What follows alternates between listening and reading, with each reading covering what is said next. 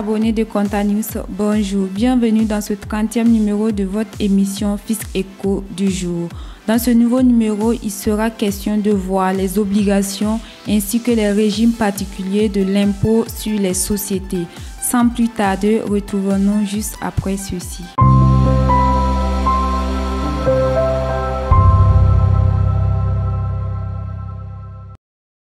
Selon l'article 95 du Code général des impôts, les sociétés sont tenues de déclarer au plus tard le 30 avril de chaque année le montant de leurs résultats imposables afférents à l'exercice comptable clos au 31 décembre de l'année précédente au moyen d'un formulaire conforme au modèle de l'administration fiscale. À cette déclaration, les contribuables relevant de la direction des grandes entreprises joignent le cas échéant une copie de l'ordre de virement. En ce qui concerne les sociétés d'assurance et de réassurance, le délai est fixé au 31 mai de chaque année. Selon l'article 96 du Code général des impôts au Burkina Faso, les sociétés anonymes et les sociétés par action simplifiée doivent tenir un registre des titres nominatifs qu'elles émettent. Conformément aux dispositions de l'article 746 à l'alinéa 1 de l'acte uniforme OHADA relatif aux droits des sociétés commerciales. Selon l'article 97 du Code général des impôts, à l'appui de leur déclaration annuelle réglementaire de résultats, les sociétés doivent joindre les documents suivants dûment forme. L'alias comptable établi en 3 exemplaires destinés respectivement à l'administration fiscale, à la centrale des bilans et à la structure nationale en charge de la statistique est constitué des états financiers annuels normalisés du système normal de SISCO-OHADA ou le cas échéant du système comptable particulier qui leur est applicable. L'alias fiscal, l'état détaillé des comptes de charges et de produits, l'état annuel des salaires, l'état annuel des commissions, coûtages, ristournes, honoraires, droits d'auteur et aux autres rémunérations versées à des tiers. L'état annuel des rémunérations des associés et des parts de bénéfices sociaux et autres revenus, l'état annuel des amortissements et des provisions, le relevé détaillé des loyers d'immeubles passés en charge avec indication de l'identité et de l'adresse des bailleurs. Selon l'article 98 du Code général des impôts à l'alinéa 1, les sociétés doivent joindre à leur déclaration annuelle de résultats une copie des actes modificatifs de leur statut s'il y a lieu. À l'alinéa 2 de l'article 98, il les stipule qu'elles doivent produire également dans les 7 mois de la clôture de l'exercice les procès-verbaux des délibérations de leurs organes statutaires relatifs au dernier exercice clos. À l'alinéa 3 de l'article 98 du Code général des impôts, il stipule que les entreprises d'assurance et de réassurance, de capitalisation ou d'épargne joignent à leur déclaration annuelle de résultats un double du compte rendu détaillé et des tableaux y annexés produits au ministre chargé des Finances.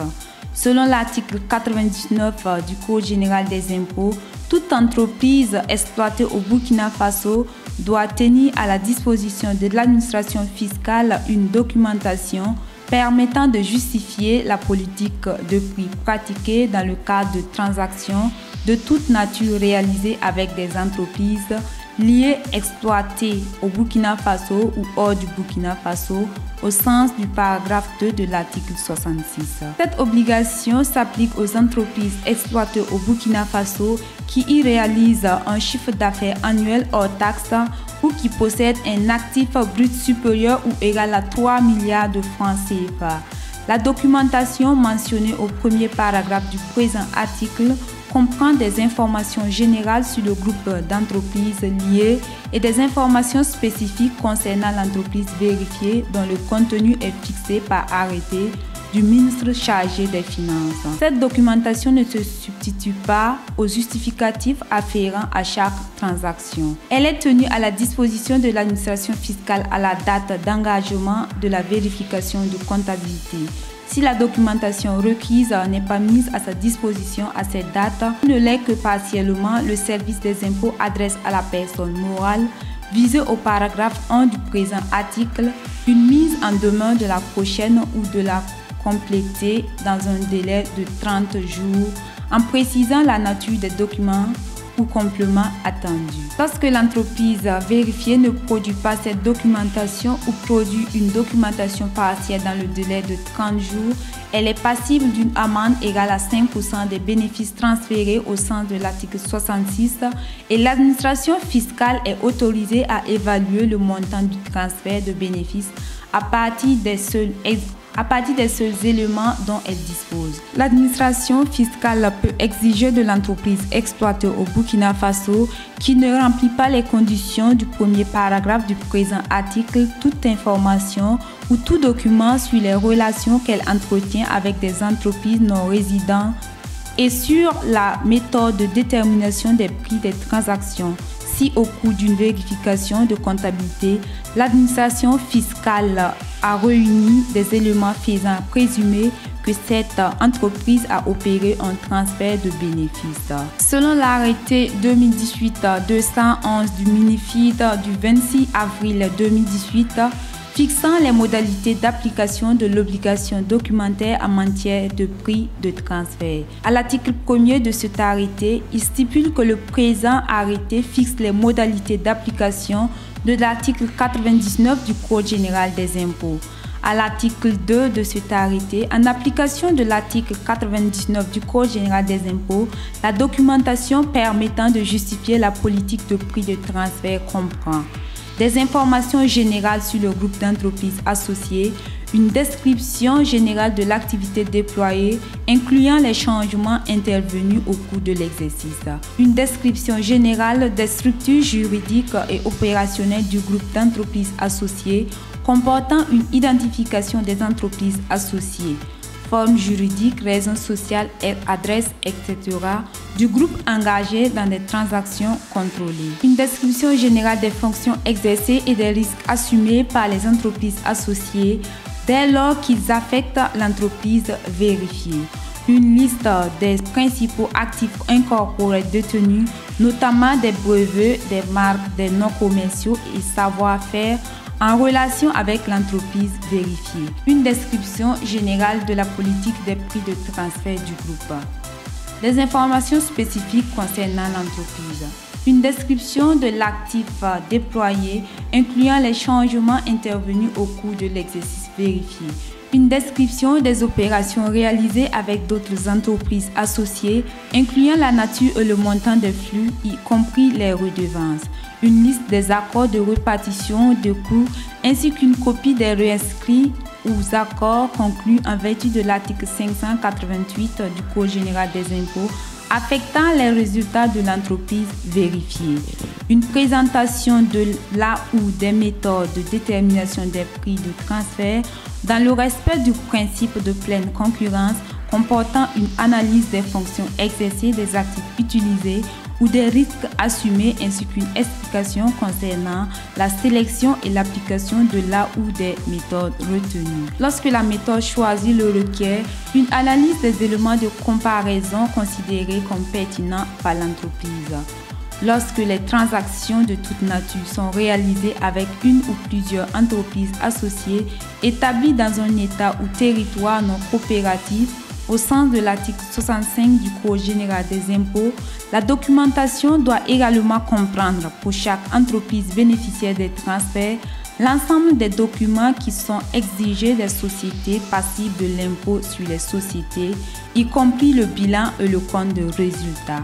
Selon l'article 100 du Code général des impôts, les entreprises industrielles, les sociétés de téléphonie mobile, les importateurs, les grossistes et les demi-grossistes doivent joindre à leur déclaration annuelle de résultats la liste de leurs clients avec lesquels le montant cumulé des ventes réalisées au cours de l'exercice comptable est au moins égal à 5 millions de francs CFA hors taxe.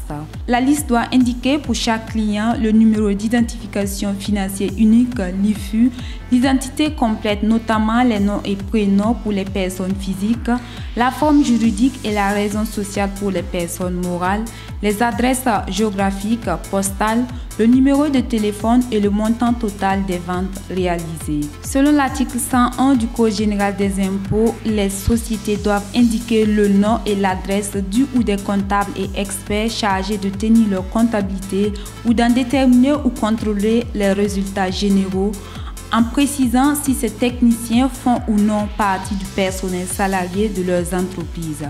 Au cas où ces techniciens ne font pas partie du personnel salarié de l'entreprise, ils doivent être inscrits aux tables de l'Ordre national des experts comptables et comptables agréés du Burkina Faso. Les sociétés dont la comptabilité est tenue par les centres de gestion agréés ne sont pas concernées par ces dispositions. Selon l'article 102 du Code général des impôts, les sociétés peuvent joindre à leur déclaration les observations essentielles des conclusions qui ont pu leur être remises par des experts comptables ou des comptables agréés chargés par eux, dans les limites de leurs compétences, d'établir, contrôler ou apprécier leur bilan et leur compte de résultats. Voyons à présent le deuxième point qui parle des régimes particuliers. Selon l'article 103 du Code général des impôts au Burkina Faso, sont exonérés de l'impôt sur les sociétés les produits bruts des participations d'une société mère dans le capital d'une société filiale, déduction faite d'une quote-part représentative des frais et charges. Cette quote-part est fixée uniformément à 10% du produit total des participations, mais ne peut excéder pour chaque période d'imposition le montant total des frais et charges de toute nature exposés par la société participante au cours de la dite période. Ce régime fiscal des sociétés mères et filiales s'applique lorsque les 4 conditions suivantes sont cumulativement remplies. La société mère et sa ou ses filiales sont constituées sous la forme de sociétés par action ou à responsabilité limitée. La société mère et sa ou ses filiales ont leur siège social dans un État membre de l'UEMOA et sont passibles de l'impôt sur les sociétés.